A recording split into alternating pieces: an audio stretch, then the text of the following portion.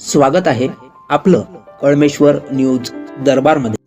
रामटेक तालुक्यातील नगरधन येथे डिजिटल वाचनालयाचे लोकार्पण। मुख्यमंत्री समृद्ध पंचायत राज अभियानाच्या माध्यमातून नगरधन गावाने स्वतःचे चित्र आमूलाग्र बदलले आहे।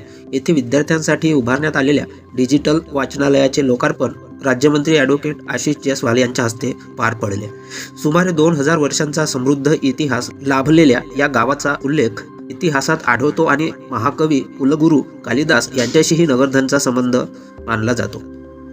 नगरधन ग्रामपंचायत आणि ग्रामस्थांनी एकत्रित प्रयत्नांतून रस्ते, स्वच्छता, घनकचरा व्यवस्थापन तसेच इतर मूलभूत सुविधा अतिशय उत्तम पद्धतीने विकसित केल्या आहेत। नियोजनबद्ध विकास, पारदर्शक खर्च आणि लोकसहभागातून साध्य झालेल्या या कामाचा आदर्श संपूर्ण महाराष्ट्रासाठी पारदर्शक ठरेल असा विश्वास आहे, असेही राज्यमंत्री ॲडव्होकेट आशिष जयस्वाल यांनी नमूद केले। बदलत्या आधुनिक काळात ज्ञान संपादनासाठी वाचनाची भूमिका अधिक महत्त्वाची ठरत असून या डिजिटल वाचनालयामुळे विद्यार्थ्यांना, युवकांना व ग्रामस्थांना अद्ययावत माहिती, स्पर्धा परीक्षांची तयारी आणि कौशल्य विकासासाठी मोठा आधार मिळेल। वाचन संस्कृती बळकट होऊन विचारांची समृद्धी वाढावी हा या उपक्रमाचा उद्देश आहे।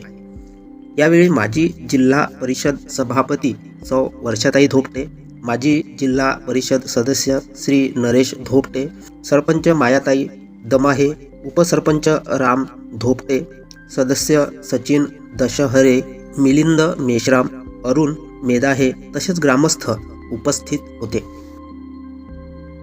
मुख्यमंत्री समृद्ध पंचायत राज अभियान मध्ये नगरधन गावाने स्वतःचं ज्या पद्धतीनं चित्र बदललेलं ते आपण पाहता।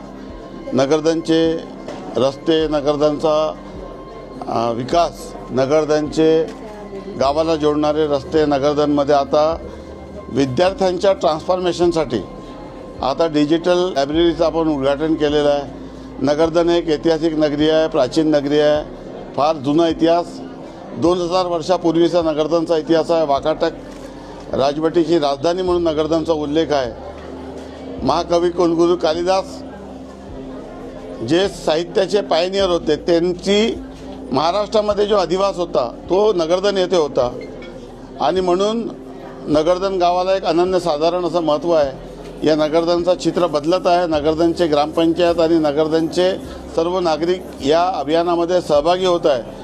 या सर्वांना मी मनापासून शुभेच्छा देतो आणि महाराष्ट्राला विकसित करण्यामध्ये, विकसित भारतच्या धर्तीवर विकसित महाराष्ट्रामध्ये विकसित नगरधन आणि हा पॅटर्न नगरधनचा आपण आपल्या विधानसभेच्या सर्व गावात राबवत आहोत आणि मला विश्वास आहे की नगरधन गावाचा बदललेलं स्वरूप आणि इतर गावांनी त्या नगरधनपासून प्रेरणा घेतील आणि भविष्यामध्ये बाकीच्या ज्या गावातील सुविधा आहे, कचरा व्यवस्थापनपासून सर्व, यासाठी देखील अनेक ध्येय धोरणं आम्ही ठरवत आहोत। त्यातून अनेक प्रश्न मार्गी लागतील।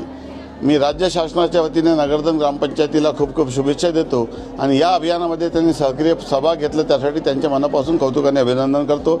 धन्यवाद। जय हिंद, जय महाराष्ट्र।